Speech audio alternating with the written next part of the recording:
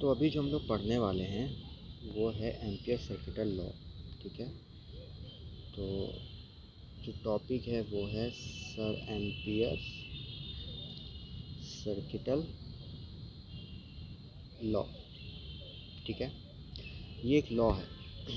ये लॉ कहता क्या है, चलिए वो देखते हैं।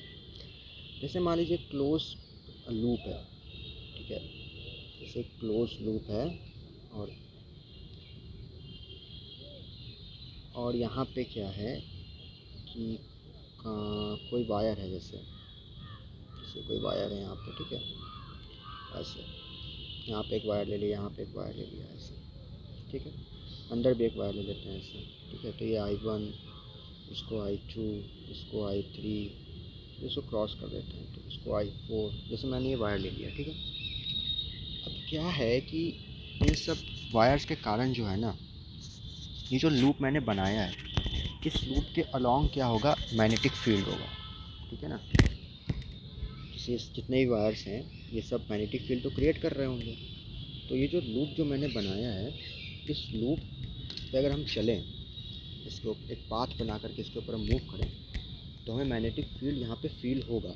ठीक है, तो जैसे मान लीजिए मैं इस पॉइंट पर हूँ, मान लीजिए P पॉइंट है हमारा, तो हो सकता है यहाँ मैग्नेटिक फील्ड ऐसे हो। ठीक है, और वैसे ही अगर मैं यहाँ पहुँच जाऊँ Q पॉइंट पे, तो हो सकता है मैग्नेटिक फील्ड ऐसे हो। ठीक है, तो क्या है कि यहाँ पे क्या होगा ना कि मैग्नेटिक फील्ड प्रेजेंट होगा इस पूरे लूप पे। बात समझ में आ रहा है? अब वो उसका डायरेक्शन किधर होगा, उसका मैग्नीट्यूड किधर होगा, ये मुझे नहीं पता है। ये मुझे नहीं पता है। उसका डायरेक्शन किधर है, उसका मैग्नीट्यूड किधर है, मुझे नहीं आइडिया है। ठीक है, अच्छा मैं एक काम करता हूँ। क्या काम करता हूँ, मैं इस लूप के ऊपर एक पीस ले लेता हूँ DL का। कितने का, DL का। ठीक है, इस तरह से। ठीक है, और यहाँ पे जो मैग्नेटिक फील्ड है मैं उसको ऐसे ले लेता हूँ।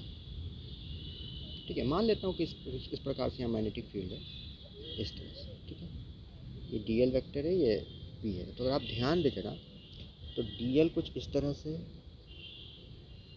और P वेक्टर कुछ इस तरह से। ठीक है, और इनके बीच का जो एंगल बन रहा है वो बन रहा है थीटा। कितना बन रहा है, थीटा। ठीक है, तो अब हम यहाँ पे दो काम कर सकते हैं। क्या काम कर सकते हैं कि या तो हम B को DL के डायरेक्शन में ले आएँ, मतलब कंपोनेंट ले करके, क्योंकि हम ये देख रहे हैं कि B का कितना मैग्नीट्यूड DL के डायरेक्शन में है। या तो हम ये करें कि DL का ये पता कर लें कि DL का कितना मैग्नीट्यूड मैग्नेटिक फील्ड के डायरेक्शन में है। तो हम दोनों में से कुछ भी कर सकते हैं। ठीक है, तो इसको कुछ कहते भी थे हम लोग। जैसे यह जो है ना, यहाँ पे अगर आप देखा जाए तो हम लोग बेसिकली प्रोजेक्शन निकाल रहे हैं। या तो मैग्नेटिक फील्ड का प्रोजेक्शन DL में, या तो DL का प्रोजेक्शन मैग्नेटिक फील्ड में। तो प्रोजेक्शन कैसे निकलता था, डॉट प्रोडक्ट से। यानी कि अगर हम ये मान के चलें कि हम B का वो निकाल रहे हैं, मैग्नीट्यूड कितना है DL में, तो हम कैसे लिखेंगे, B/DL cos थीटा। ठीक है, और इसी को मैं डॉट प्रोडक्ट के फॉर्म में लिख सकता हूँ। यही मैं बोल रहा था कि इसको हम डॉट प्रोडक्ट के फॉर्म में भी लिख सकते हैं। इंटीग्रेशन अभी नहीं आएगा, तो आगे की सोचने लग गया मैं, तो इसको इंटीग्रेशन लगा दिया। तो ये क्या मैंने निकाला है, ये आप ये कह सकते हो कि मैंने या तो ये निकाला है कि मैग्नेटिक फील्ड DL के डायरेक्शन में उसका कितना मैग्नीट्यूड है मैग्नेटिक फील्ड का, या तो DL का कितना मैग्नीट्यूड है मैग्नेटिक फील्ड के डायरेक्शन में। ठीक है, ऐसे निकाल सकते हो। अच्छा, ये कर क्यों रहे हैं, सवाल ये उठता है कि ऐसा क्यों कर रहे हैं, मतलब हम ये क्यों निकालें डायरेक्शन में, क्योंकि लॉ है ऐसा। लॉ ऐसा कुछ बोलता है यहाँ पे। ठीक है, तो वो लॉ क्या है मुझे वो पता लगाना है। ठीक है, तो वो मैं आपको बता पाऊँगा तभी जब मैं ऐसे करूँगा। और लॉ का कोई प्रूफ नहीं होता है ना। बाई चांस अगर हम इसको प्रूफ कर दिए कभी फ्यूचर में तो अच्छी बात है, बट लॉ का कोई प्रूफ नहीं होता। ठीक है, तो इस तरह से लिखा जाता है B.DL, है ना, वेक्टर B.वेक्टर DL। ठीक है, अब यहाँ पे देखिए लॉ का क्या कहता है। जैसे देखें, आप इस सरफेस के अंदर देखें करंट कितना है, I1 और I2। सरफेस के बाहर कितना है, I3 और I4। ठीक है, तो लॉ ये कहता है कि जो इंटीग्रेशन है ना B.DL का, अब इंटीग्रेशन मतलब क्या हो गया कि डीएल देखिए हमने कहाँ लिया है, इस लूप के ऊपर लिया है। तो क्या है कि अब ऐसे छोटे छोटे छोटे छोटे पीसेस हमें लूप पे लेने हैं और वहाँ पे जो मैग्नेटिक फील्ड है उसको रिजॉल्व करना है डीएल के डायरेक्शन में, ठीक है। और उसके बाद उन सबको ऐड करना है, ठीक है। मैं फिर से बोल रहा हूँ, जैसे यहाँ पे अगर आप देखें तो मैंने एक पीस लिया है डीएल, फिर मैग्नेटिक फील्ड लिया है बी, ठीक है। फिर उस मैग्नेटिक फील्ड को डीएल के डायरेक्शन में रिजॉल्व कर लिया, ठीक है। मतलब एक तरह से प्रोजेक्शन ले लिया मैंने, कह सकते हैं। उसके बाद मैं क्या कर रहा हूँ कि ऐसे ही छोटे छोटे पीस इस पूरे लूप पर लूँगा और वहाँ पे जो मैग्नेटिक फील्ड होगा उसको जैसे यहाँ पे रिजॉल्व किया वैसे रिजॉल्व करूँगा डीएल के डायरेक्शन में। और फिर क्या करूँगा, उन सब पीसेस को ऐड करूँगा मैं, ठीक है। तो उसी को बोलते हैं integration of B D L, उसी को बोलते हैं integration of B D L. अब लॉ के हिसाब से ये जो वैल्यू है ना, ये mu naught times current enclosed की इक्वल होती है। करंट इनक्लोज्ड मतलब, करंट इनक्लोज्ड का मतलब होता है जितना करंट इस सरफेस के अंदर है, नेट करंट है ना, नेट करंट जितना है, ठीक है। नेट करंट मतलब जैसे अगर करंट अपवर्ड जा रहा है तो मैग्नेटिक फील्ड कुछ और होती है, डाउनवर्ड जा रहा है तो मैग्नेटिक फील्ड कुछ और होती है। तो मतलब जैसे करंट का डायरेक्शन होता है उसी डायरेक्शंस के हिसाब से मैग्नेटिक फील्ड भी होता है, ठीक है। करंट के डायरेक्शन के परपेंडिकुलर ही होता है मैग्नेटिक फील्ड, बट अगर आप उल्टी करोगे ना डायरेक्शन करंट की तो मैग्नेटिक फील्ड लाइंस भी जो होती है ना वो भी उल्टी हो जाती है, ठीक है। तो अभी हम देखते हैं उसको। फिलहाल यहाँ पे देखिए क्या है कि यहाँ पे क्या है ना कि जो करंट इनक्लोज्ड है वो I1 I2 है। मतलब इस लॉ में के हिसाब से I3 और I4 जो है ना यहाँ पे नहीं लिखे जाएंगे इनक्लोज में। क्यों? क्योंकि वो बाहर है। जो भी लिखना है I1 और I2 का लिखना है। तो अच्छा, एक मन में सवाल आता है कि अगर हम I3 और I4 नहीं लिख रहे हैं तो क्या I3 और I4 के कारण कोई मैग्नेटिक फील्ड यहाँ पे जनरेट नहीं होती है क्या? नहीं होती है, मैग्नेटिक फील्ड जनरेट होती है।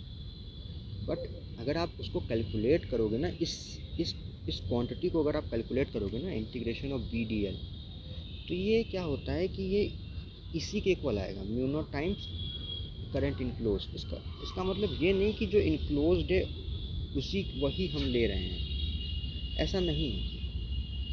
मैग्नेटिक फील्ड जो होती है ना वो सबके कारण प्रोड्यूस होती है, सबके कारण। बट आप कह सकते हो कि ये एक तरह का वो है कि मतलब एक तरह का कहते नहीं उसको कि संजोग है कि इस तरह से ही आंसर आ रहा है, ठीक है। कि अगर मैं इसका इंटीग्रेशन करूं तो ये mu naught times current enclose ही आएगा, ठीक है। तो इसी तरह से ये आता है ना। अच्छा, तो यहाँ पे अगर हम देखें तो करंट इनक्लोज कितना है। अच्छा अच्छा, मैग्नेटिक फील्ड का हमें थोड़ा ध्यान देना पड़ेगा। मैग्नेटिक फील्ड अगर आप ध्यान देना तो ऐसे है, देख ना, ये इस तरह से, फिर इस तरह से ऐसे, फिर इस तरह से ऐसे। यानी कि हम अगर इसका एक रफ डायग्राम बनाए तो मैग्नेटिक फील्ड कुछ इस तरह से होगा। मैं आपको बताता हूँ कुछ ऐसे।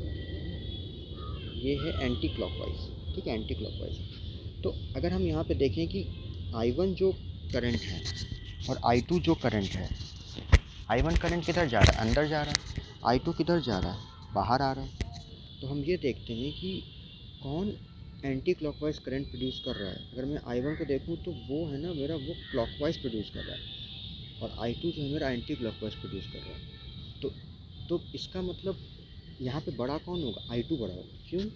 क्योंकि वो जो है ना वो करंट जो है ना एंटी क्लॉकवाइज प्रोड्यूस कर रहा है, और नेट जो मैग्नेटिक फील्ड, सॉरी, वो जो है ना जो I2 है वो magnetic field anti clockwise produce कर रहा है, और नेट मैग्नेटिक फील्ड भी एंटी क्लॉकवाइज ही है, ठीक है। इसका मतलब I2 यहाँ पे बड़ा है, I1 छोटा है, ठीक है ना।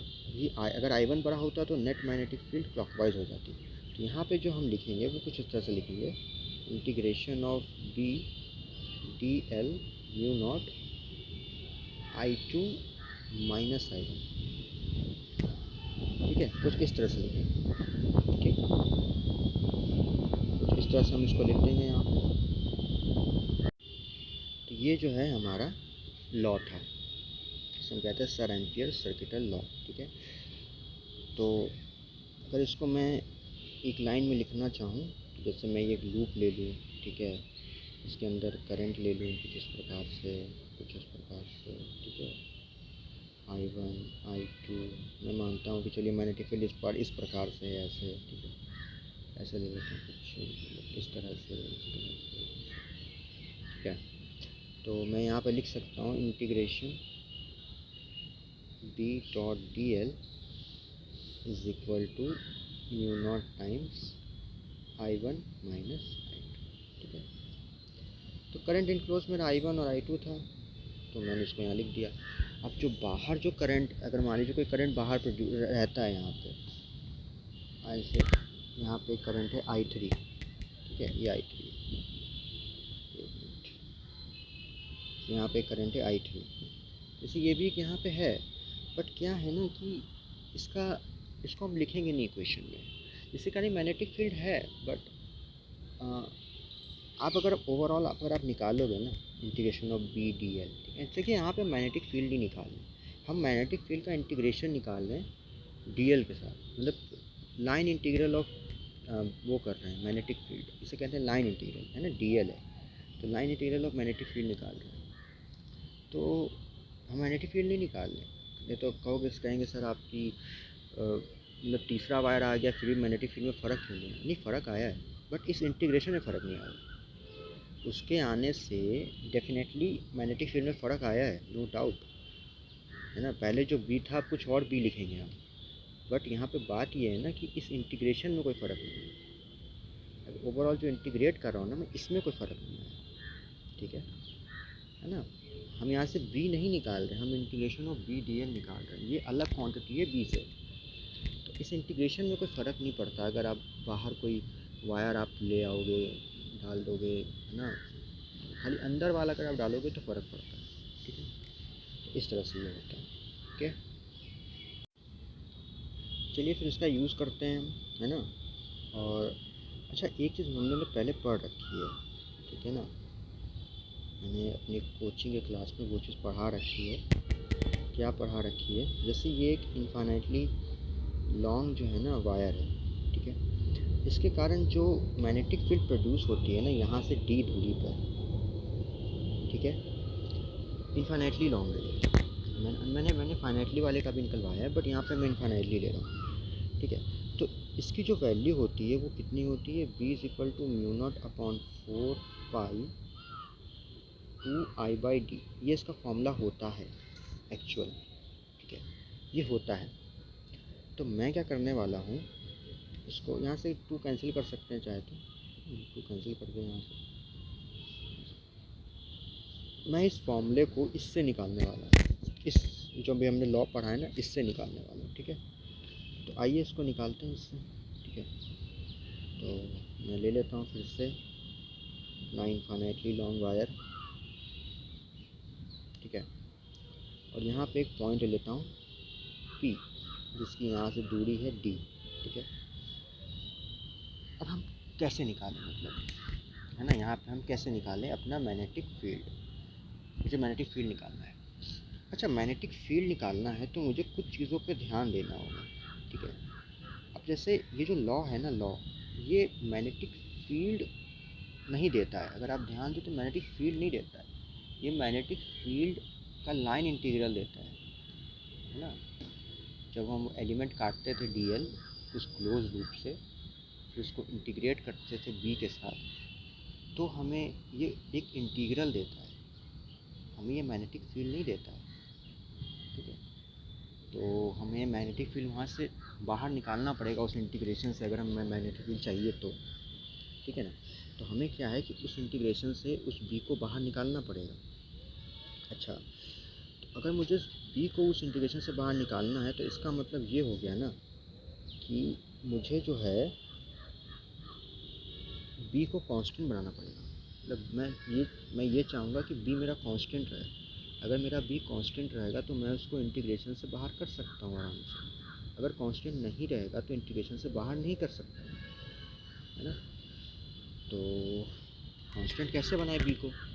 तो देखिए यहाँ पे कोई क्लोज लूप नहीं दिया हुआ है, ठीक है ना, यहाँ पे ऐसा नहीं कि कोई क्लोज लूप हमको दिया हुआ है, वो हम खुद से बनाना है, ठीक है, वो क्लोज लूप।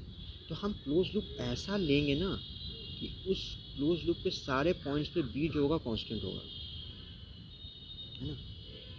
हम क्लोज लूप इस तरह से लेंगे कि उस क्लोज लूप के ऊपर जितने भी पॉइंट्स आएंगे ना, उन सारे पॉइंट्स पे बी जो है ना वो कांस्टेंट होगा, मैग्नीट्यूड में कांस्टेंट होगा। डायरेक्शन में वो अपना डायरेक्शन भले चेंज कर ले, वो उससे कोई मैटर नहीं करता, बट मैग्नीट्यूड कांस्टेंट होना चाहिए। अगर मैग्नीट्यूड कांस्टेंट होगा तो इंटीग्रेशन से हम आराम से उसको बाहर कर सकते हैं, और डीएल को फिर जो भी इंटीग्रेट करना है वो हम कर लेंगे, और हमारा मैग्नेटिक फील्ड आ जाएगा। ठीक है, तो मुझे कुछ इस तरह का लेना पड़ेगा एक क्लोज लूप। तो अब कैसे पता करें कि मैग्नेटिक फील्ड कहाँ पे कांस्टेंट होगा, कहाँ पे नहीं होगा? तो अगर हम ध्यान से देखें, ये जो वायर है, वायर, ठीक है, इस इस वायर से मैंने कोई एक दूरी ली है डी, वहाँ पे एक पॉइंट लिया है पी, और वहाँ पे मैं मैग्नेटिक फील्ड पूछ रहा हूँ।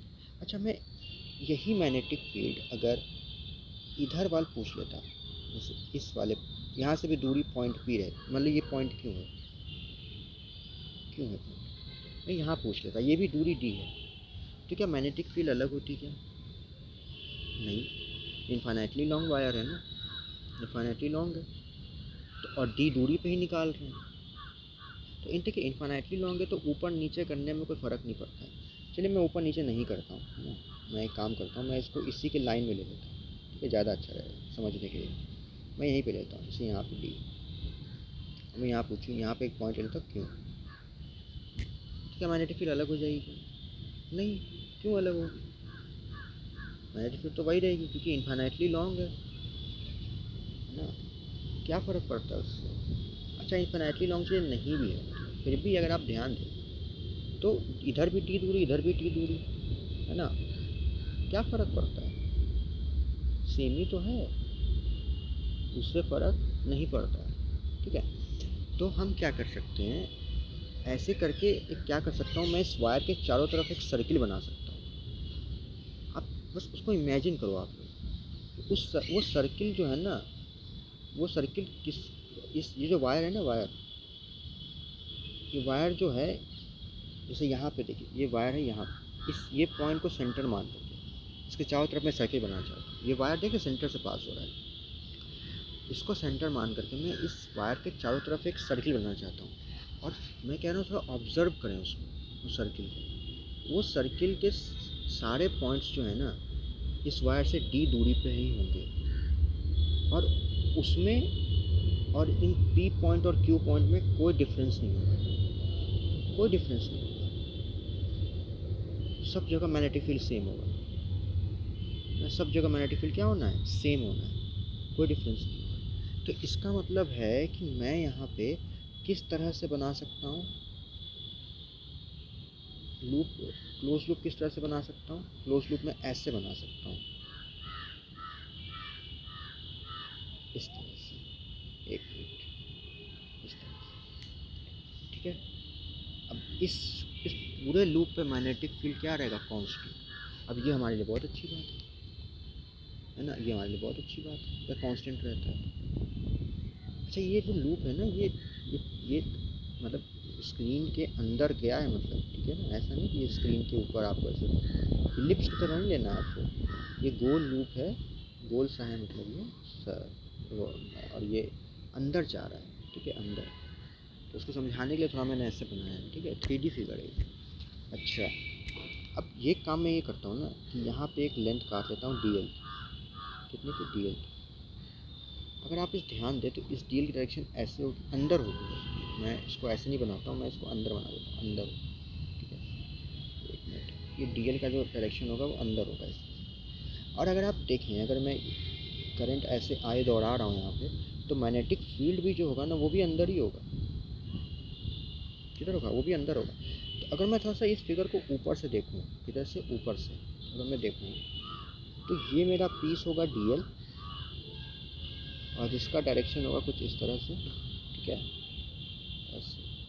हाँ, ये डायरेक्शन देखिए, डीएल का जो है ना, ये ये एक मिनट, मैं कंफ्यूज ना हो जाए इसलिए मैं काम करता हूँ, इसको डायरेक्शन को इतना बड़ा नहीं बनाता हूँ मैं, तो छोटे में, क्योंकि डीएल जो ना छोटा होता है, छोटा है। डायरेक्शन देख रहे हैं आप लोग, एरो दिख रहा होगा आप लोग, इस तरह से डायरेक्शन, ठीक है। और मैग्नेटिक फील्ड जो है ना वो इस तरह से, एक मिनट मैग्नेटिक फील्ड बना देता हूँ मैं,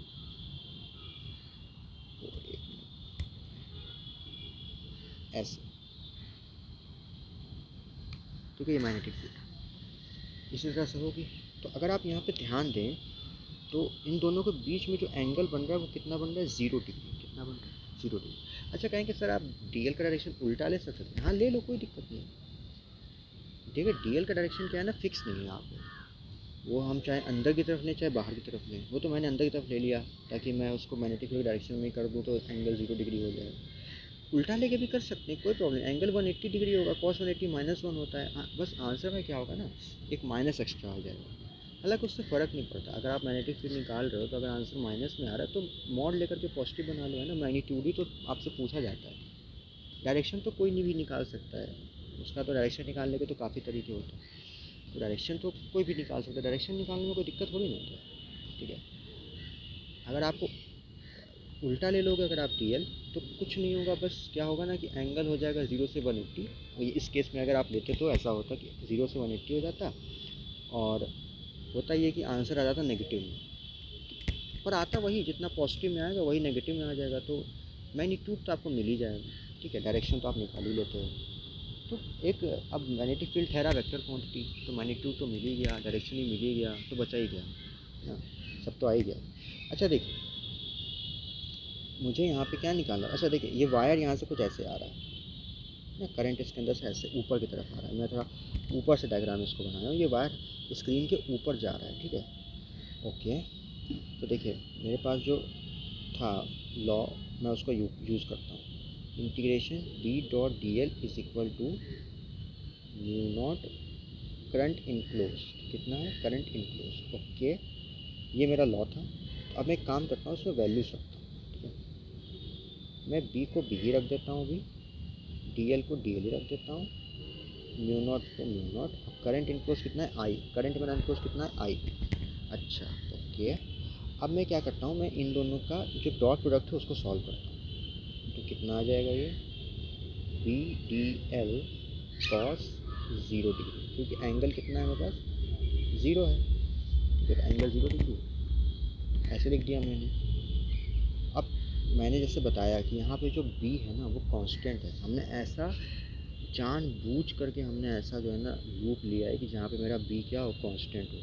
तो मैं इस बी को क्या कर सकता हूँ, यहाँ से बाहर निकाल सकता हूँ, ठीक है। तो मैंने इस बी को बाहर निकाल लिया, तो यहाँ पे क्या आ जाएगा, integration of D L is equal to mu naught into I, ठीक है। अब डी एल का जो इंटीग्रेशन होता है वो कितना होता है, 2 पाई। अच्छा एक मिनट, हड़बड़ी नहीं करते हैं, डी एल का इंटीग्रेशन तो मैं एल ही लिख देता हूँ, मैं भी थोड़ा सा आगे सोचने लग जाता हूँ ना, ये हो जाता है। हाँ तो यहाँ पे अगर आप ध्यान दिए एल क्या होगा, ये एल होगा, ये पूरे सर्किल का लेंथ है ना, एल क्या होगा, इस पूरे सर्किल का लेंथ, मतलब इसका सरकमफ्रेंस आप बोल सकते हैं। तो अगर मान लेते हैं, मान क्या लेते हैं, तो हमको दिया ही है कि यहाँ से यहाँ तक की जो दूरी है वो कितनी है, डी है, कितनी है, डी है। मैं इसको कोई और कलर से बना देता हूँ, यहाँ से यहाँ तक की दूरी कितनी है, डी। तो इस सर्किल का रेडियस कितना है, डी। तो सरकमफ्रेंस जो होगा वो कितना हो जाएगा, 2 पाई इंटू डी, ठीक है। तो यहाँ पे इसको रख देता हूँ मैं, तो B into 2 pi D is equal to mu naught times I, okay. तो बी की वैल्यू कितनी आ गई, mu naught by 2 pi into I by D, ठीक है। इस तरह से आ जाएगा ये,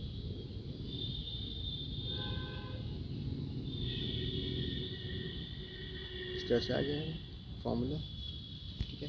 अच्छा अगर आप ध्यान दें, यही फॉर्मूला देखिए यहाँ पे मैंने लिखा हुआ था पहले से, तो इसको अच्छा मैंने सॉल्व किया था पूरा कैलकुलस से, है ना, एलिमेंट काट करके पूरा ऐसे करके मैंने सॉल्व किया था, तब ये फॉर्मूला आया था, है ना। तो इस फॉर्मूले को हम डायरेक्टली भी ला सकते थे इस तरह से, ठीक है। बट मैं कहूँगा दोनों मेथड आपको आनी चाहिए, अगर आपको एक अच्छा बनना है इंजीनियर, क्या अगर आपको सिलेक्शन पाना है तो दोनों तरीके से आना चाहिए, क्योंकि कभी भी जो है ना हो सकता है कि हमें एलिमेंट काटना पड़ जाए एग्ज़ाम्स में, तो हम ऐसा नहीं होना चाहिए कि हम हमेशा शॉर्टकट ही पढ़ के आएँ, ठीक है। तो कभी कभी तो ऐसा होता है कि सरफेसेस ऐसे बन जाते हैं कि कांस्टेंट मैग्नेटिक फील्ड मिल जाता है उनको वहाँ पे। कभी ऐसे भी होते हैं कि नहीं बनते हैं, कांस्टेंट मैग्नेटिक फील्ड नहीं भी मिलते हैं। तो हर बार जो होता है ना कि ऐसा नहीं होता है कि आप हर बार ऐसा सरफेस बना लोगे कि जहाँ पे आपको कांस्टेंट मैग्नेटिक फील्ड मिल जाएगा। तो अगर नहीं बन पाएगा तो दिक्कत हो जाएगी, तो आपको एलिमेंट काट करना पड़ सकता है। ठीक है। तो आगे बढ़ते हैं। अच्छा, अगर मैं फाइनाइट वायर लेता हूँ,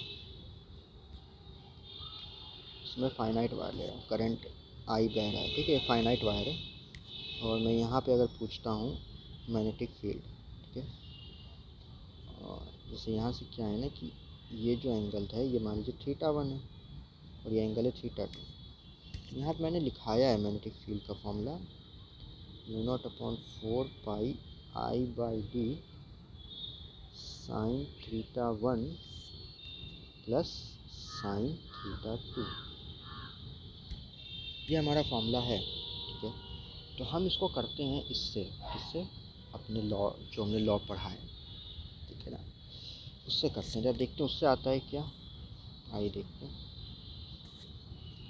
तो मान लेते हैं ये करंट बह रहा आई, ये दूरी है टी, ठीक है, ओके। और मैंने क्या किया है, मैं वैसे ही ले लेता हूँ एक लूप है ना, इस ये जो लूप ले रहा हूँ यहाँ पे, इसमें मैग्नेटिक फील्ड क्या होगा, कांस्टेंट होगा यहाँ पे, ठीक है। तो लिख सकते हैं हम लोग integration of B D L is equal to μ0 × I current enclose होगा। यहाँ पे सेम कंडीशन से आप ध्यान दो, तो बिल्कुल सेम कंडीशन से यहाँ पे भी अगर मैं निकालूंगा ना बी और डी एल, तो वो 0 डिग्री पे ही आएंगे, ठीक है। वो भी कितने पे आएंगे, 0 डिग्री पे ही आएंगे।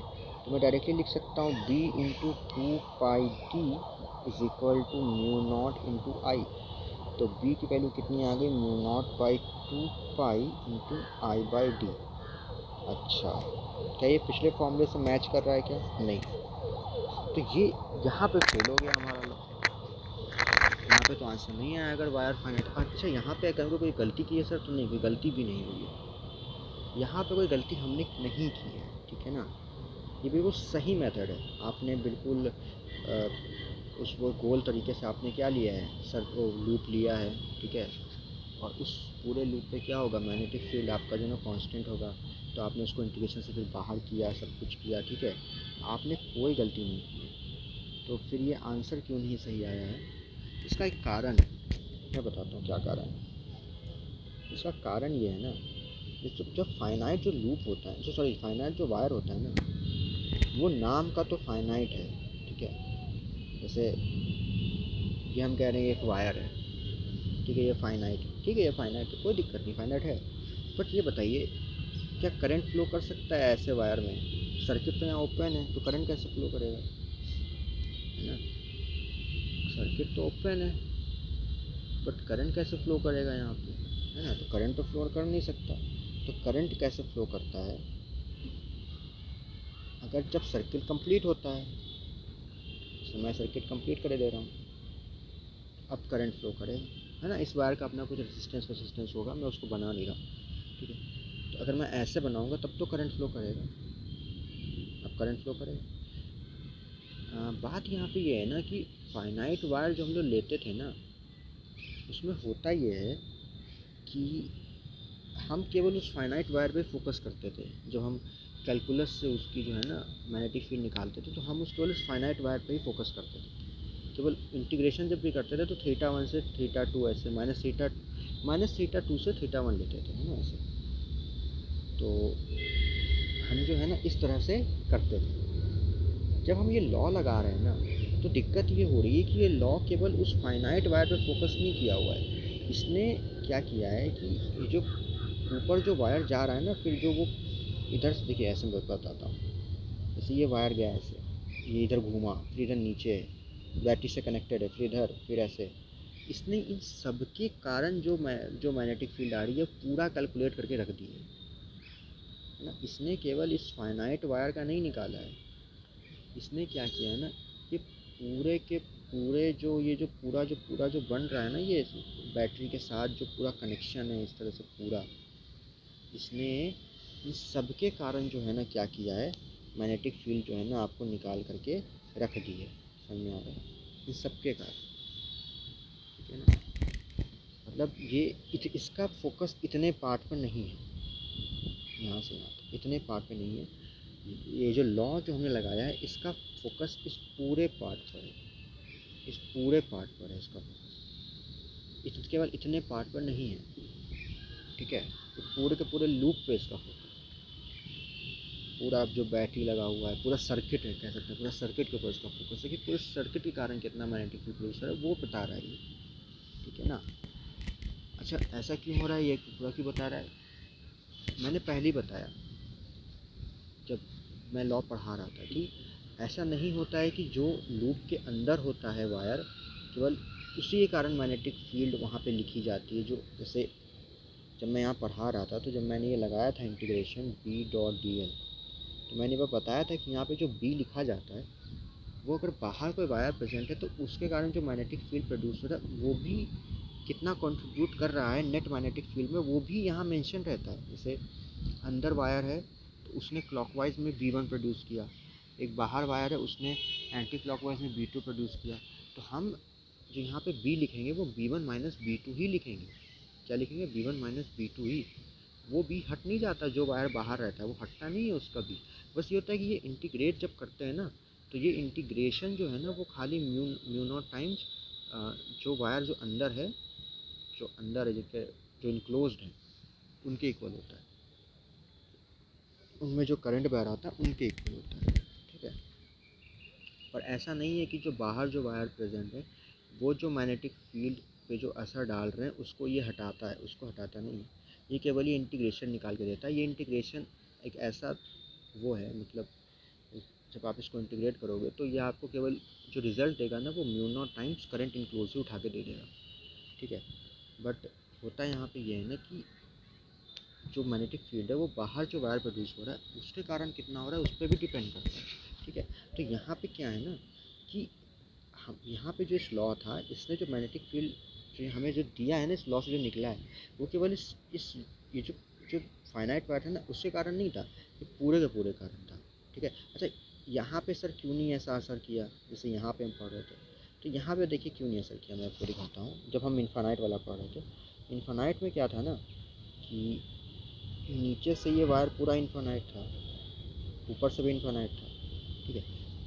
तो जैसे मान लीजिए बहुत ऊंचा कर दूँ मैं इसको, बहुत ऊंचा, ठीक है ऐसे, और मैं यहाँ से जैसे इन्फानाइट नाम की दुनिया में कोई चीज़ होती नहीं है ना, इन्फानाइट नाम की दुनिया में तो कोई चीज़ नहीं होती यार, ठीक है। तो मैं क्या कर रहा हूँ, मैं इस वायर को ऊंचा कर दे रहा हूँ और ऊंचा कर दे रहा हूँ, ठीक है। फिर ये कहीं ना कहीं से तो मुड़ा होगा ऐसे करके, फिर कहीं ना कहीं से तो ये बैटरी से कनेक्ट हुआ होगा इस तरह से, ठीक है, ऐसे करके, ठीक है। वैसे सेम ये नीचे से कहीं ना कहीं से आया होगा, ऐसे कनेक्ट हुआ होगा, ठीक है। और हम क्या कर रहे हैं ना, हम बस इस यहाँ पे निकाल रहे हैं क्या, मैग्नेटिक फील्ड इस डी दूरी पे। तो होता क्या है ना कि इसकी दूरी यहाँ से इतनी ज़्यादा है ना, इसकी दूरी, इन दोनों वायर्स की दूरी यहाँ से इतनी ज़्यादा है ना कि उनका जो इफ़ेक्ट है वो नेग्लिजिबल हो जाता है। कितना हो जाता है, नेग्लिजिबल, ठीक है। उनका इफेक्ट उतना रह नहीं जाता, समझ में आ रहा है, उनका जो इफेक्ट है उतना रह नहीं जाता बस। तो इस, ठीक है, तो उनका इफेक्ट भी उतना रह नहीं जाता यहाँ पे, ठीक है।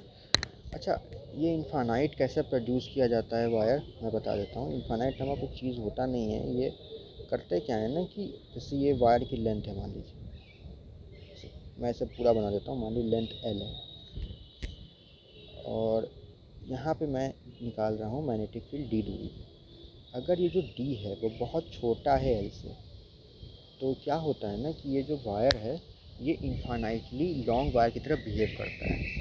अगर मेरा D बहुत छोटा है L से तो मेरा जो ये जो वायर है ना ये इन्फानाइटली लॉन्ग वायर की तरह बिहेव करने लग जाता है, ठीक है। अच्छा मैं यहाँ पे जो है ना एक एग्ज़ाम्पल करता हूँ, ठीक है। जैसे ये एक वायर है, ठीक है, थोड़ा सा इसकी थिकनेस थोड़ी सी ज़्यादा है ना, और ये इन्फानाइटली लॉन्ग है, ठीक है, इन्फानाइटली लॉन्ग है ये। और इसके अंदर जो करंट बह रहा है ना, इसके पूरे एरिया से जो करंट ऊपर की तरफ जा रहा है वो जा रहा है आई, कितना जा रहा है आई, ठीक है। तो हमें क्या करना है कि हमें यहाँ से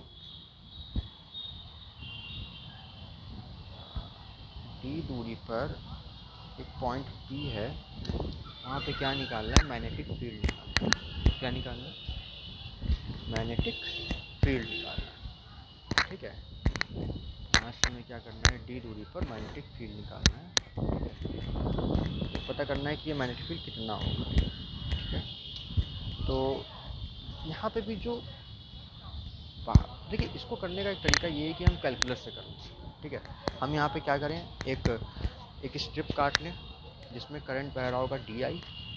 ठीक है, वो स्ट्रिप जो है ना एक इन्फिनेटली लॉन्ग वायर की तरह बिहेव करेगी। तो उस, क्योंकि हम जानते ही हैं इन्फिनेटली लॉन्ग वायर के कारण जो मैग्नेटिक फील्ड प्रोड्यूस होती है वो होती है μ0/2 आई बाई डी। ठीक है, तो उसको लिख लेंगे, क्योंकि करंट यहाँ पे डी आई बह रहा होगा उससे, तो करंट लिख लेंगे डी आई। ठीक है, और यहाँ पे क्वेश्चन में एक चीज़ दिया हुआ है कि करंट अपॉन एरिया जो है ना, वो यहाँ पे क्या है, सेम। क्या है, सेम। तो उस डी आई की वैल्यू भी लिख सकते हैं, है ना, एरिया के टर्म्स में, है ना। जो उस डी आई का जितना एरिया होगा उससे उसको डिवाइड कर देंगे, इज इक्वल टू जो टोटल करंट बह रहा है अपॉन टोटल एरिया होगा, तो वो डी आई भी निकल जाएगा।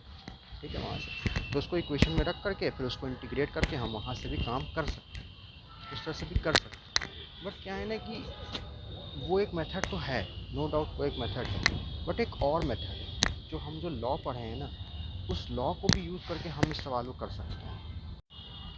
ठीक है, तो हम क्या कर सकते हैं, उस लॉ को भी यूज़ करके ये क्वेश्चन कर सकते हैं। ठीक है, अच्छा मैं एक काम करता हूँ, मैं यहाँ पे दो केसेस ले लेता हूँ। ठीक है, जैसे एक केस में क्या है ना, जैसे ये देखिए ऐसा कुछ वायर होता है, वायर तो ऐसा ही होता है। ठीक है, मैं इसको थोड़ा सा साइड व्यू से दिखा रहा हूँ इस वायर को। मतलब जैसे अगर आप देखेंगे तो ये वायर कुछ ऐसे गया हुआ है। ठीक है, बात समझ में आ रहा है, तो मैं थोड़ा सा साइड व्यू से इसको दिखा रहा हूँ। ठीक है, करंट जो इसमें बह रहा है ना, करंट कुछ ऐसे बह रहा है, इसके अंदर अभी करंट नहीं बहा रहा हूँ मैं, करंट जो है ना इसके सरफेस पे बहा रहा हूँ, खाली वायर की सरफेस से होते हुए करंट जा रहा है। एक तो मैं ये कर सकता हूँ कि करंट जो है ना इसके अंदर से भी करंट जा रहा है, मतलब अंदर से भी जा रहा है, ऊपर से भी जा रहा है, सब जगह से जा रहा है करंट। या तो एक काम ये कर सकते हैं कि इसके सरफेस से केवल करंट बह रहा है। तो मैं अभी क्या कर रहा हूँ कि सरफेस से करंट को बहता हुआ ले लेता हूँ। जैसे देखिए यहाँ पे जो डायग्राम बना है यही वायर है, मैं अभी केस 1 कर रहा हूँ। केस 1 में क्या है कि इसके सरफेस से वायर के, मतलब इसका जो सरफेस वहाँ से करंट को जाते हुए ले रहा हूँ। ठीक है, केस 2 क्या होगा, इसके अंदर से भी करंट जा रहा है और इसके सरफेस से भी करंट जा रहा है। ठीक है, दोनों तरफ से करंट जा रहा है। तो अभी मैं सरफेस को लेकर के सिंपल अभी क्वेश्चन करते हैं। ठीक है, तो मान लीजिए मैं सरफेस ले करता हूँ और मेरे को क्या करना है, यहाँ से डी दूरी पे मैग्नेटिक फील्ड निकालनी है। जैसे यहाँ पे भी देख सकते हैं आप, डी दूरी पे मैग्नेटिक फील्ड निकालनी है, पी पॉइंट है ये। तो अब यहाँ पे बात उठती है कि मैं लूप कैसा लूँ, फिर से बात उठती है कि लूप कैसा लूँ। और मैंने ये चीज़ पहले बताई कि लूप ऐसा लो कि मैग्नेटिक फील्ड जो है ना वो कांस्टेंट हो जाए और वो बाहर आ जाए, मैग्नेटिक फील्ड कांस्टेंट होकर के बाहर आ जाए। अगर आप ऐसा लूप लोगे तो आपको क्या करेगा, वो फ़ायदा करेगा, वरना आप फिर इंटीग्रेट ही करते रह जाओगे वी को डी एल के साथ। ठीक है, तो आप एक ऐसा लूप लो जिससे क्या हो जाए, वो बाहर आ जाए। ठीक है, तो अगर हम ध्यान दें यहाँ पे, अगर हम एक इसका यहाँ पे ध्यान दें कि ये पी पॉइंट और यहाँ पर भी एक पी पॉइंट ले लो, कोई फ़र्क है क्या दोनों में, मतलब यहाँ पे इस पॉइंट को मैं क्यों बोल देता हूँ, तो क्या कोई फ़र्क है यहाँ पे इस पी और क्यू में, इसकी भी दूरी डी ही है। आप देखें तो कोई फ़र्क नहीं है, जैसा बिहेवियर इस पी पे हो रहा होगा मैग्नेटिक फील्ड का, उतना ही सेम बिहेवियर इधर भी हो रहा होगा, कोई फ़र्क नहीं होगा। आप ध्यान दें यहाँ पे, ठीक है ना, जैसा बिहेवियर इस पी पे हो रहा होगा वैसा यहाँ पे क्यू पे ही हो रहा होगा, और डायरेक्शन का अलग होगा, क्योंकि पी पे तो डायरेक्शन नीचे होगी, क्योंकि करंट अंदर जा रहा है तो डायरेक्शन नीचे होगी, और क्यू पे डायरेक्शन होगी लेफ़्ट साइड। ठीक है, तो डायरेक्शन मैंने बताया कि डायरेक्शन उतना मैटर नहीं करता, हमें खाली मैग्नीट्यूड को कांस्टेंट करना होता है बस। ठीक है, तो डायरेक्शन उतना मैटर नहीं करता। तो अगर हम लोग इस तरह का एक लूप बना लें ऐसे, अच्छा मुझे देख, ये गोल लूप है, बिल्कुल गोल, ठीक है। मैं इसको एक काम करता हूँ, इसको थोड़ा अच्छा डायग्राम बनाता हूँ। जैसे ये मेरा वायर, और इसी को सेंटर मान करके, सेंटर को ही सेंटर मान करके ये मैंने बना लिया इसका लूप, ठीक है। इसके ऊपर करंट ऐसे बह रहा है सरफेस के ऊपर, ठीक है। और ये रहा इसका लूप, ठीक है। इसका यहाँ से जो दूरी है, मैं इस दूरी को ले लेता हूँ डी, ठीक है। अब ध्यान से देखें, मतलब खुद ही ऑब्ज़र्व करने की कोशिश करें कि ये जो लूप मैंने बनाया है, क्या इस लूप के ऊपर जो भी पॉइंट्स हैं, क्या मैग्नेटिक फील्ड वहाँ सेम होगी? हाँ सेम हो, क्यों नहीं सेम, ठीक है ना। अच्छा मैं ऐसा लूप नहीं ले सकता था, ऐसे कैसा, जैसे ये मेरा वायर है तो ऐसा, ये लूप नहीं ले सकता। अब ये लूप में क्या है ना कि यहाँ पे ये इसकी दूरी यहाँ से कुछ और है, और इसकी दूरी यहाँ से कुछ और है, दूरी चेंज हो जाएगी, तो मैग्नेटिक फील्ड भी सेम रहे ऐसा नहीं हो सकता, ठीक है। मतलब हो भी सकता, नहीं भी हो सकता, मुझे अभी मैंने फॉर्मूला निकाला तो नहीं है, बट यहाँ पे दूरी चेंज हो रहा है तो हो सकता है ना मैग्नेटिक फील्ड चेंज हो जाए, ठीक है। तो हम रिस्क क्यों लें भाई, हम रिस्क क्यों लें, हम ऐसा सरफेस बनाएंगे ना जिसका मैग्नेटिक फील्ड जो है ना चेंज नहीं हो रहा, ठीक है। ठीक, तो हम ऐसा फील्ड बनाएंगे, मतलब ऐसा लूप बनाएंगे जिसका मैग्नेटिक फील्ड क्या हो, चेंज ना हो रहा। अच्छा अब मैं क्या करता हूँ, यहाँ पे एक एलिमेंट काटता हूँ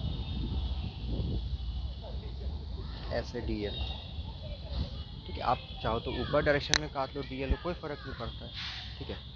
और यहाँ पे जो मैग्नेटिक फील्ड होगी वो इस तरह से हो, मैंने इसीलिए ऐसे काटा है कि डायरेक्शन इस तरह से लिया है डी एल का, ताकि जो है ना वो बी के डायरेक्शन में आ जाए। कोई फ़र्क नहीं पड़ता, अगर उल्टा भी ले लूँ मैं उससे कोई फ़र्क नहीं पड़ता है, ठीक है। तो आइए हम इसको लिखते हैं फिर, integration B dot D L is equal to mu into current enclose, okay. तो अगर आप देखें यहाँ पे तो सारा का सारा करंट इनक्लोज हो गया, कोई करंट ऐसा नहीं है कि बच गया। तो मतलब इस वायर से अगर मैं ये मानूँ कि करंट अगर आई फ्लो कर रहा था, तो करंट पूरा का पूरा आई इनक्लोज हुआ है, ठीक है ना। पूरा का पूरा करंट क्या इनक्लोज हुआ है, आई इनक्लोज हो चुका है, ठीक है। तो मैं सबसे पहले क्या करता हूँ, यहाँ से डॉट प्रोडक्ट को हटाता हूँ, और एंगल दोनों के बीच में कितना है, 0, और यहाँ पे सीधा मैंने आई लिखा है क्योंकि पूरा का पूरा आई इनक्लोज हो चुका है, ठीक है। अच्छा अब डी एल का इंटीग्रेशन एल होगा, हम सबको पता है कि एल जो है ना यहाँ पे लूप है, वो भी सर्कुलर लूप है, और जिसका रेडियस क्या है, डी है। तो मैं लिख सकता हूँ 2πd is equal to mu naught into I, ठीक है। तो b is equal to mu naught I by 2π into D, ठीक है। सिंपल, मैग्नेटिक फील्ड आ गया, ये हमारा क्या होगा, मैग्नेटिक फील्ड होगा, सिंपल, ठीक है। अच्छा मैग्नेटिक फील्ड आ गया। अच्छा अब मैं क्या करता हूँ, जैसे हमारा क्या था ना, हमारा करंट तो यहाँ बह रहा था ऐसे, ठीक है। अगर मैं एक काम करता कि मैं जो, मुझे मान लीजिए, एक मिनट पहले मैं ये बता दूँ कि मैं निकाल कहाँ रहा हूँ मैग्नेटिक फील्ड, ठीक है। तो मैं जो मैग्नेटिक फील्ड निकालना चाहता हूँ वो यहाँ निकालना चाहता हूँ, इस यहाँ पे इस इधर वाला डी, इस बार मैं यहाँ पे ले रहा हूँ डी पॉइंट ना, ये सेंटर है इस वायर का, और मैं डी यहाँ ले रहा हूँ, ठीक है। तो मैं क्या करूँगा, इसके चारों तरफ क्या करूँगा, एक लूप बनाऊँगा ऐसे, ठीक है। तो मैंने लूप बनाया, इसके ऊपर मैं वही डी एल वेल सब लूँगा अपना, ठीक है। तो B dot D L is equal to mu naught I enclose.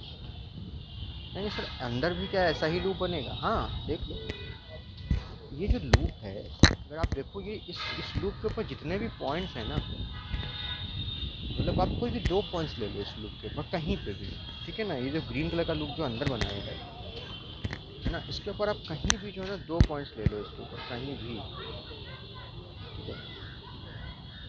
वो वो दोनों पॉइंट्स का बिहेवियर एक ही जैसा होगा, अलग नहीं होगा, एक ही जैसा होगा, ठीक है। मतलब वो जैसे जितना दूरी पहले पॉइंट की होगी वायर से, उतना ही दूरी दूसरे पॉइंट की भी होगी। तो हम ये कह सकते हैं कि मैग्नेटिक फील्ड जो है ना ओवरऑल क्या रहेगा, कांस्टेंट मेंटेन रहेगा इस पूरे लूप के ऊपर, ठीक है। अच्छा, यहाँ पे आप ध्यान दें तो करंट कुछ इंक्लोज नहीं हुआ है। तो करंट जो इंक्लोज हुआ है वो कितना इंक्लोज हुआ है, ज़ीरो। कितना इंक्लोज हुआ है, ज़ीरो। मैं यहाँ लिख सकता हूँ।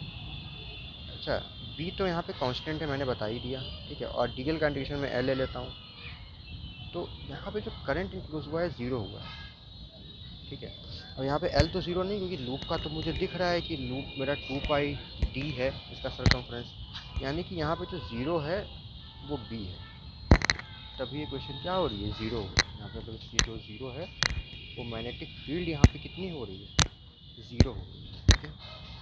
तो अंदर वाल जो है ना, अंदर मैग्नेटिक फील्ड ज़ीरो होगी, और बाहर जो हो ना, बाहर इस वायर से बाहर जो मैग्नेटिक फील्ड होगी वो होगी mu naught I by 2 pi D, ठीक है। ये बाहर होगी मैग्नेटिक फील्ड, ठीक है। अच्छा, ओके। तो इसका ग्राफ बना सकते हैं हम लोग, है ना। ग्राफ बना के थोड़ा सा देख सकते हैं, इसको समझ सकते हैं।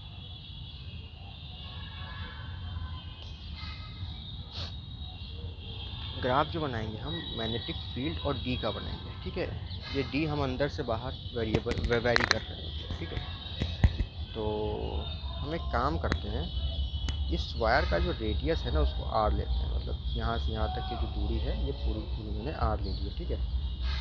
तो मैं यहाँ पर भी चाहूँ तो बना देता हूँ इसको, यहाँ से यहाँ तक की दूरी मैंने आर ली, मतलब ये, अरे सॉरी ये नहीं, ये है ना वायर की रेडियस, तो इसको मैंने आर ली, ठीक है। तो मैंने इसको आर लिया। तो क्या है ना कि सरफेस के, मतलब ये वायर के सरफेस के अंदर, क्योंकि कोई करंट इनक्लोज नहीं हो रहा है, जिस वजह से जो मैग्नेटिक फील्ड है वो कितना है, ज़ीरो। और इस सरफेस के बाहर भी करंट इंक्लोज हो रहा है तो मैग्नेटिक फील्ड भी है, और वो इन्वर्सली प्रोपोर्शनल है डी के। अगर आप यहाँ पर ध्यान दें तो देखें आप, यहाँ से आपको क्या मिलेगा कि B is inversely proportional to क्या है, डी, ठीक है। क्या है, इन्वर्सली प्रोपोर्शनल डी है। अच्छा, मैग्नेटिक फील्ड इसके सरफेस पे कितना होगा। अगर आप सरफेस पे देखें तो सरफेस पे तो करंट है, तो मैग्नेटिक फील्ड होगा सरफेस पे भी। तो डी की वैल्यू आर रख देंगे। अगर मुझे सरफेस पे निकालना होगा तो मैं डी की वैल्यू क्या रख दूंगा, आर रख दूंगा, है ना। तो डी की वैल्यू मैं कितना रख दूंगा, आर, और जिससे मुझे सरफेस पे मिल जाएगी, ठीक है। तो मुझे अगर इसका ग्राफ बनाना है तो मैं काम करता हूँ, यहाँ पे मान लेता हूँ पॉइंट आर, ठीक है। तो यहाँ पे जो मैग्नेटिक फील्ड मेरे को मिलेगी वो मैंने अभी क्या बताया, डी की वैल्यू आप आर रख दीजिए। तो मैग्नेटिक फील्ड यहाँ मिलेगी mu naught upon 2 pi I by R, okay. और उसके बाद यहाँ से क्या होगा ना, ये क्योंकि इन्वर्सली प्रोपोर्शनल टू डी है मैग्नेटिक फील्ड, तो यहाँ से ये फिर डिक्रीज़ करेगी इस तरह से, यहाँ पे तो रहेगी, इसके बाद डिक्रीज़ करेगी। और इसके आर के पहले अगर आप देखें कोई भी मैग्नेटिक फील्ड आपको नहीं मिलेगी, क्योंकि वहाँ पे क्या है ना कि करंट इंक्लोज ही नहीं हो रहा है, ठीक है। तो मैग्नेटिक फील्ड ज़ीरो हो रहा है, तो उसके अंदर हमें कोई मैग्नेटिक फील्ड नहीं मिलेगी। तो इस टाइप का ग्राफ आने वाला है, ठीक है। इस टाइप का ग्राफ आने वाला है, ओके। अच्छा, एक क्वेश्चन और करते हैं, उसके बाद इसे क्लोज करते हैं, ठीक है। जैसे मैं ये कहता हूँ कि मैंने यही वायर लिया, इस बार करंट यही आई दोहरा देता हूँ, ठीक है। और क्या है कि इस बार सरफेस के अंदर भी करंट बह रहा है, इनर साइड और आउटर साइड दोनों साइड क्या है, करंट बह रहा है, ठीक है। जैसे अगर मैं आपको बना के दिखाऊं, जैसे ये मेरा वायर है, तो करंट पूरे सरफेस में ऐसे बह रहा है, सरफेस के ऊपर भी और अंदर भी ऐसे, ठीक है, ऐसे बह रहा है। और इसका जो रेडियस है वो कितना है, आर है। कितना रेडियस है, आर है। तो हम क्या करेंगे, अंदर भी निकाल लेंगे मैग्नेटिक फील्ड का, देखेंगे अंदर ज़ीरो हो रहा है कि नहीं हो रहा है, या कितना, अगर नहीं हो रहा है तो कितना हो रहा है, और बाहर कितना मैग्नेटिक फील्ड है वो भी निकालेंगे, ठीक है। तो हम उसको दोनों को कैलकुलेट करेंगे, ठीक है। और सरफेस पे कितना है वो भी कैलकुलेट करेंगे। तो एक काम करता हूँ, मैं पहले अंदर देखता हूँ। अंदर से क्या करते हैं, बाहर की तरफ निकलते हैं। ओके, तो यहाँ से यहाँ तक की जो दूरी है वो कैपिटल आर है। अब मुझे मान लीजिए कि अंदर मैं कोई पॉइंट ले लेता हूँ, इस बार इस पॉइंट को आर ले लेते हैं, स्मॉल आर, ठीक है। कोई डी लेके भी कर सकते हैं, कोई दिक्कत नहीं। चलिए डी ही ले लेते हैं, कोई दिक्कत नहीं, डी, ठीक है, डी यहाँ मान लीजिए निकालना। अच्छा, अब ध्यान देने की बात है कि चार्जेस, जो चार्ज का जो फ्लो है वो अंदर भी हो रहा है ना, अंदर भी है। अच्छा, आपका सरफेस बनाने में कोई फ़र्क आएगा क्या? नहीं, सरफेस बनाने में कोई फ़र्क नहीं आएगा, सरफेस अभी भी गोल ही बनेगा, है ना। अब देखो स्क्वायर सरफेस बना के देखो, इसमें आप काम ही नहीं करेगा। स्क्वायर सरफेस का क्या होगा ना कि मतलब इसके वायर के जहाँ पे वायर ख़त्म हो रहा है वहाँ से सारे पॉइंट्स की दूरी अलग अलग होगी, सेंटर जो वायर का सेंटर है उससे भी पॉइंट्स की दूरी अलग अलग होगी। तो मैग्नेटिक फील्ड आप सेम नहीं कह सकते हैं, ठीक है। बट अगर आप सर्किल बनाते हो तो सर्किल क्या होगा ना कि उसके जो जो आउटर जो वायर का है मतलब, ठीक है, वहाँ से भी अगर आप देखो तो दूरी सब सारे पॉइंट की सेम होगी, सेंटर से भी दूरी सेम होगी। तो अभी भी जो इफेक्टिव जो है ना, आपको जो लूप बनाना चाहिए वो गोल ही बनाना चाहिए। आप गोल लूप बनाओ ना, गोल सा शेप का इसका, मैं इसको थोड़ा सा ऐसे कर देता हूँ, ठीक है। और इसके अंदर ये है कि अब ये है ना कि करंट इनक्लोज हुआ है, ठीक है। और कितना करंट इनक्लोज मुझे नहीं पता, कितना इनक्लोज हुआ है, मैं इसको आई डैश मान लेता हूँ। क्या मान लेता हूँ, आई डैश, क्या मान लेता हूँ, आई डैश मान लेता हूँ, ठीक है। करंट इनक्लोज जो लिया है मैंने, आई डैश लिया, ओके। तो मैं क्या करूँगा, लिखूँगा B integration D L is equal to mu naught times current enclose, ठीक है। ये तो मेरा लॉ है जो मैं लिख दिया यहाँ पे। अच्छा, अब यहाँ पे क्या है ना कि मैं इसका लूप पे इस जो है ना वो काटता हूँ, अपना एलिमेंट काटता हूँ। तो मैंने क्या किया, मान लीजिए यहाँ पे एक एलिमेंट काटता हूँ ऐसे, ठीक है, जैसे इस तरह से काटता हूँ डी एल। अच्छा, फिर मैग्नेटिक फील्ड किधर होगी? देखिए मैग्नेटिक फील्ड जो होगी ना, इन सारे वायर्स के कारण जो है ना वो ऐसे आनी है,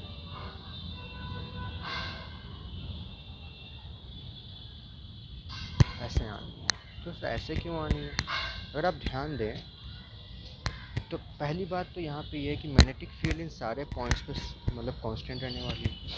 दूसरी बात ये है ना, ये सभी के सभी जो जितने भी जो करंट जो इनक्लोज हुए हैं, ठीक है, वो सभी के सभी यहाँ से चाहते हैं कि क्लॉकवाइज मैग्नेटिक फील्ड क्या हो, प्रोड्यूस हो, क्लॉकवाइज प्रोड्यूस हो, ठीक है। क्या प्रोड्यूस हो, क्लॉकवाइज, ठीक है ना, क्लॉकवाइज प्रोड्यूस। अच्छा, मैग्नेटिक फील्ड ऐसे नहीं हो सकती, मैं आपको दिखाता हूँ।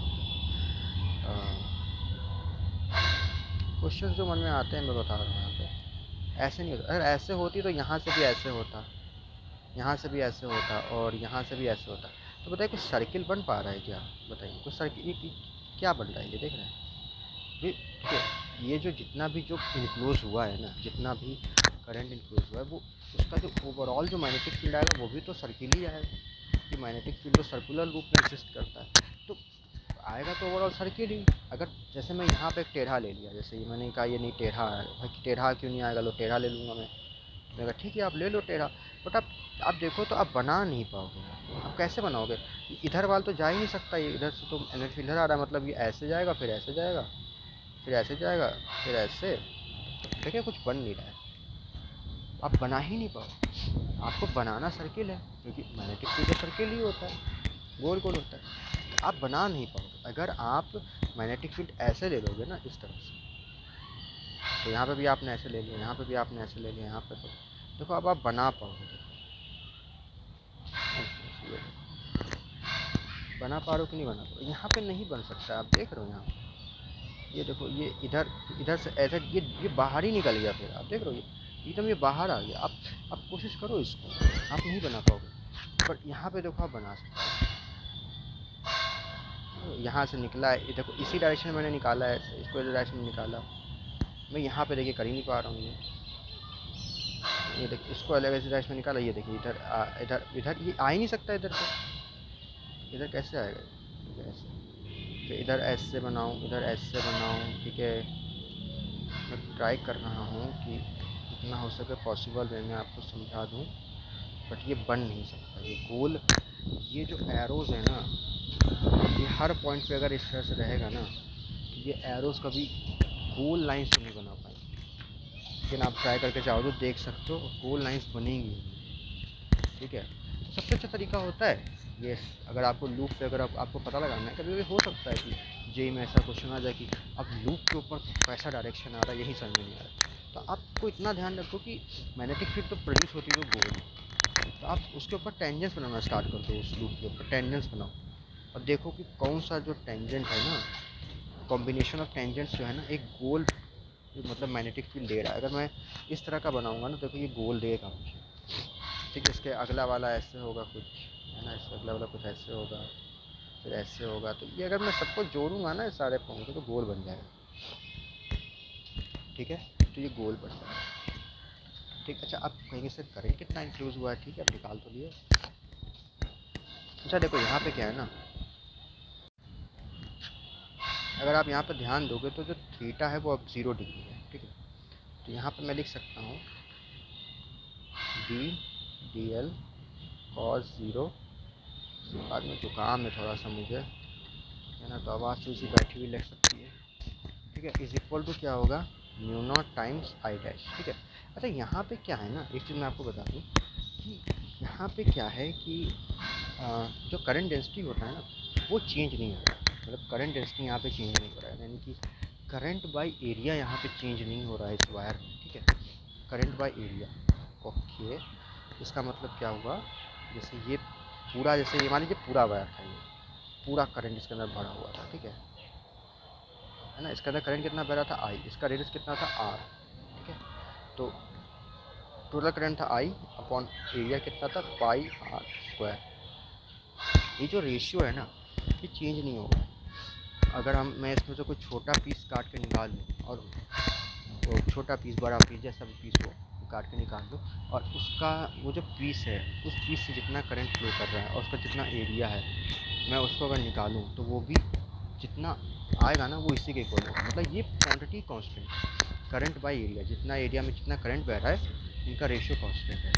ठीक है, ये क्वांटिटी कांस्टेंट है। तो मैंने जो पीस काटा है ना, मैं आपको दिखाता हूँ, मैंने जो पीस काटा इतना काटा है, उसके अंदर मेरा करंट है आई डैश और उसकी जो रेडियस है वो है डी। ठीक है, इसके अंदर ऐसे ऐसे ऐसे ऐसे करंट भरा हुआ है। तो यहाँ पे करंट कितना है I dash upon pi D square. अब ये जो क्वांटिटी है ये इक्वल होगी आई बाई पाई आर स्क्वायर। तो इसको मैं कैंसिल कर देता हूँ। आई डैश की वैल्यू कितनी आती है, I D square by R square. ठीक है, ये आ गया I D square by R square. Okay, तो मैं क्या करता हूँ, मैं फॉर्मूले में रख देता हूँ। मेरा फॉर्मूला मैंने किधर निकाला था ना, ये तब पतला कर देता हूँ इसको मैं। ठीक है, इस तरह से तो मैं उस फॉर्मूले में रख देता हूँ। ओके, तो अच्छा बी तो बाहर आ जाएगा, कांस्टेंट है, डी एल यहाँ रह जाएगा, is equal to naught I dash की वैल्यू कितनी निकाली है, I D square by R square. ठीक है, अच्छा डी एल क्या है, सर्कुलर लूप है, उसका पूरा सरकमफ्रेंस है और उसका रेडियस कितना है डी ही तो है। तो मैं क्या लिखूँगा, B into 2 pi D equal to mu naught I D square by R square, इस तरह से। तो b is equal to mu naught by 2 pi I by R square into D. ठीक है, ये फॉर्मूला आता है। तो ये इनसाइड है, अंदर अंदर जो मैग्नेटिक फील्ड होगा ना वो उसका फॉर्मूला समझ में आ रहा है आप लोग को। अंदर जो मैग्नेटिक फील्ड होगा वो हम यहाँ से निकाल, ठीक है, इस तरह से। ओके, तो यहाँ से अगर आप देखें ना तो B is directly proportional to क्या आ रहा है, D आ रहा है। क्या आ रहा है, D डायरेक्टली प्रोपोर्शनल है D के।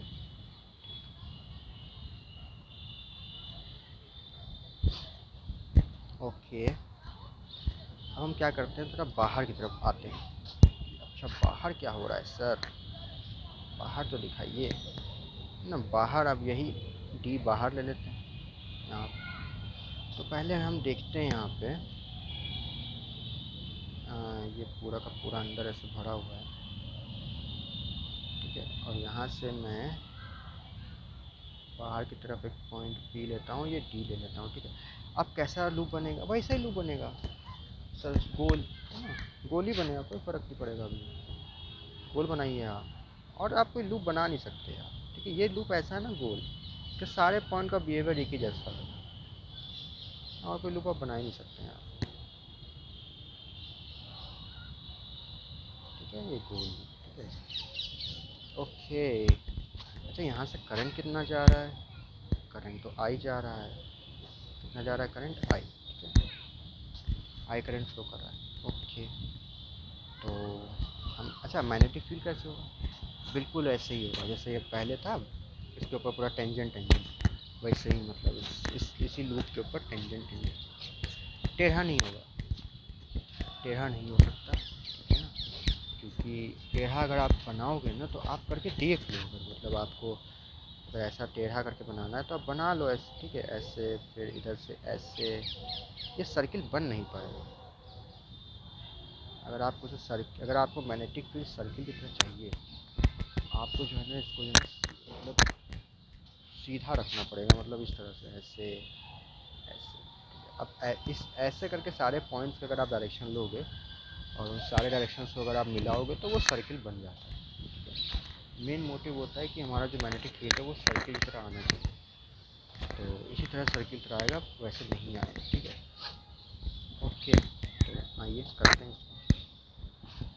तो यहाँ पे भी एलिमेंट एलिमेंट काटेंगे ऐसा नाम से, ठीक है। तो B dot D L is equal to mu naught times current enclosed, okay. तो बी यहाँ पे कांस्टेंट है, सब कुछ है, एंगल भी ज़ीरो है, ठीक है। तो मैं डायरेक्टली लिख देता हूँ, और इसका जो इंटीग्रेशन आएगा वो 2πd ही आएगा, है ना, सिंपल है। अच्छा, करंट इनक्लोज कितना है, टोटल करंट इनक्लोज हो चुका आई, यहाँ बचा ही क्या, यहाँ बचा ही क्या भाई, सबका सब तो इनक्लोज ही हो गया, बचा ही क्या, ठीक है। तो यहाँ पे जो करंट टोटल इनक्लोज हो चुका है, इस कारण से जो मैग्नेटिक फील्ड आएगा वो ये आएगा, ठीक है। इस तरह से आ जाएगा। अगर आप यहाँ पे ध्यान दें तो B is inversely proportional to D है, क्या है, B is inversely proportional to D, ठीक है। अब मैं क्या करता हूँ ना, मैं दोनों को कंबाइन कर देता हूँ, जो मैंने निकाला है मैग्नेटिक फील्ड। तो अगर आप ध्यान दें तो जब हमारा D जो है ना वो R से छोटा है, तो हमारा जो मैग्नेटिक फील्ड आता है वो कितना आता है, mu naught upon 2 pi I by R square into D, ठीक है। अगर मैं D is equal to R कर देता हूँ, ठीक है, तो ये कितना आ जाएगा, mu naught by 2 pi I by R, ठीक है, इस तरह से। अच्छा, इसको थोड़ा नीचे प्रोड्यूस करते हैं। अगर मैं D is greater than R कर दूँ तो कितना आएगा, mu naught upon 2 pi I by D,